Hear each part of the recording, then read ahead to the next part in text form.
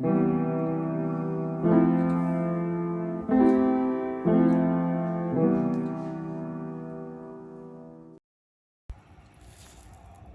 this one right here is horseradish. I mean, it's very, very spicy, you know. But anyway, one thing on horseradish is very invasive too. So if you make sure you select a place that you want it to be in there, because it will really fill up the whole place very, very fast. But hey, the leaves are edible. You can use whatever if you like spicy stuff. It's perfect. And one thing also, it seems like this is a sacrificial plants. I noticed it. Any diseases that comes, this one, it seems like this one took it. It goes sick first than the rest.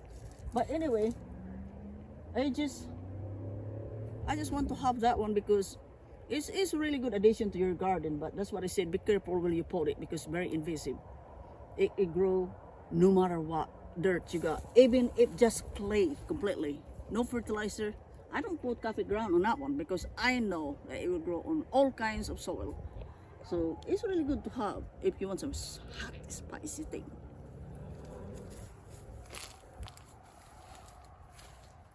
Now one thing for rosemary, a plant.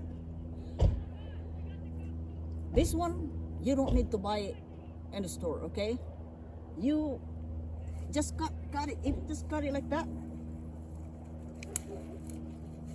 just cut it like that and stick it in the ground. But you know what? Before winter, now it's full. When the water start cool, that's the time to plant rosemary. I learned that one from a friend. She's from Yugoslavia, and she said, I wonder why her garden just lined up that rosemary. And we said, hey, how did you grow that? And she said, it's easy, but you're gonna have to do it winter. Like before last, it kind of like that. Last is almost winter. It's kind of like end of fall. You stick this one on the ground, and trust me, it really grow. That's what I do. That's why it grow over here and some over there. I grow it over the place. But you time to plant in of it depends what time is your winter anyway. But over here, us right here we are in zone 8B. So I need to wait until the end of November for me. So I just do some cuttings in here, and I scattered some of this. It's easy. It will grow 100%, but you're gonna do it before winter. By spring, it's automatic really grow. So hey, it's really good to have some of this. You can use this one for tea, and he said it's really good for your brain. So hey, anything that is really good for you. I mean, and one thing also we already tried. You can use it for bread, rosemary bread. We've been doing that. So hey, plant it just by cutting. Easy to grow. Before winter, plant it by cuttings. Now this particular plant in here is tarragon. It looks like a rosemary, but it doesn't. It has its own smell, but it's more mild than rosemary. I think you can use this one for like addition spice for your meat. I usually use it for meat, but also you can also use this one for tea also. You know, at least perennial. I mean, you're gonna be careful on this one too, but it's really highly invasive too. So this one is a little bitty plant last spring, and look at that. It's already fall right here. But I got no problem because I use this to whack it down. If I don't want it to fill up the whole place, I just whack him down and make it into a mold. But you cannot lose having this tarragon. So you use this.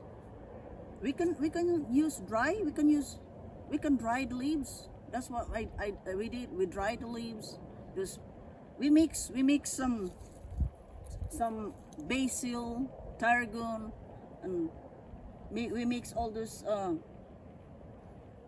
like spices thing, and even rosemary, a little bit of rosemary. We use it for like chicken to flavor it. It's perfect.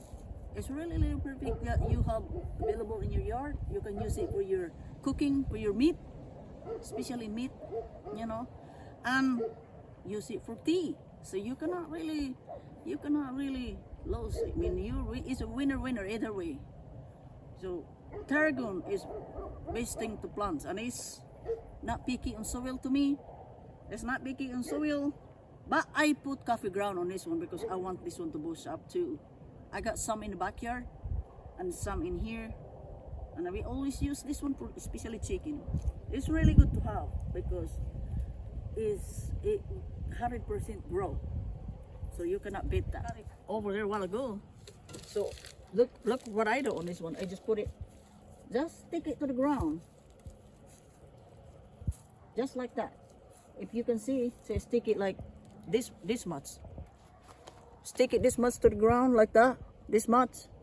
Stick it just like that. That's what I do on my rosemary, and that's it. But you make sure you water it good. While it still have no roots, water it until it's really established, really alive, survive. That's what you do on cuttings. Water it good. Talking about this bushes right here, it's supposed to be grow long, more bigger than this one because this is pomegranate. It's a pomegranate tree, but hey, one thing on pomegranate, that's why I don't mind if I have like 2 or 4 trees. I'm fixing to make it. I got 2 right now, but this one is already blooming. Last spring it blooms, but it doesn't make any pomegranate yet, but it blooms. It's pretty, very pretty. But one thing also on pomegranate, you can eat the young shoots, the leaves. You can eat, when we're talking about like eat the leaves, it's always really referred to a young leaves, the very young one. You can eat the young leaves. You can Google it too, but I kind of studied it a little bit because I like pomegranate. But hey, you cannot beat that when you can also eat the leaves. Put it in your soups. Put it in soups and things like that. But it's really important to know which one is, if we know more on which one is edible or not, it really help us on having a variety of food. Because in every different plants, you get different nutrients. So a little bitty of this, a little bitty of that, and we got nutrients.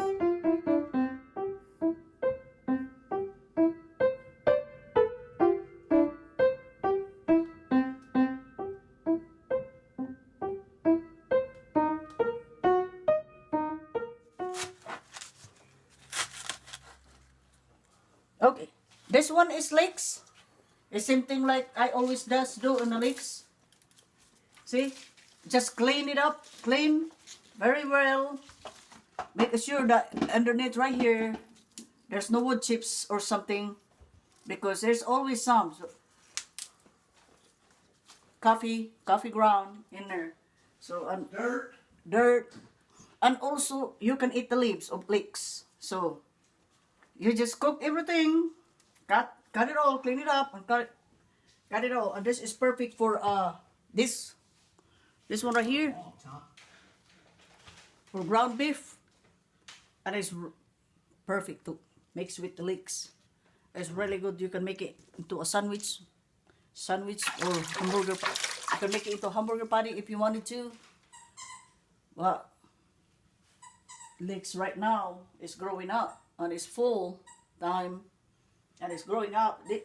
I do not need to wait until it's go like bigger like this. Yeah, I started now because I got so many, and I also during the time like after winter it go bigger. So that's, and I also harvest those big ones. You harvest the leeks before it blooms, before it flowers. That's the best eating time before it blooms. But the young one like this, I just pull it out. The yam one is perfect eating too. You can, especially you cook it with ground sausage. It's really good for breakfast. Okay.